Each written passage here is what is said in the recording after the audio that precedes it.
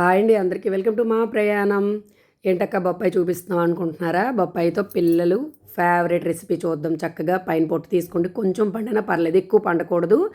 దాని తర్వాత చిన్న చిన్న పీసులు లెక్క కట్ చేసుకొని ఒక గిన్నె పెట్టుకొని మంచిగా బాయిల్ చేసుకోండి. 90% అయిపోవాలన్నమాట. అప్పుడే బాగుంటుంది. చక్కగా కుక్ చేసుకోండి. ఇలా గుచ్చితే మనకు అర్థమైపోతుంది. దాని తర్వాత వేరే బౌల్ పెట్టుకొని ఒక చిన్న కప్పుతో పంచదార యాడ్ చేసుకొని ఒక్క స్పూన్ వాటర్ వేయండి. ఎక్కువ అవసరం లేదు. చక్కగా ఇదే అది కరిగిపోతుంది.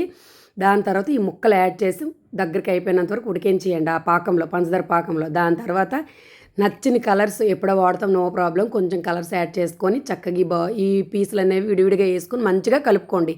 కలిపిన తర్వాత ఒక 1 అవర్ ఎండలో ఆరబెట్టండి. ఎక్కువ ఆరితే రబ్బర్లా సాగిపోతుంది. అదేనండి టూటీ ఫ్రూటీ.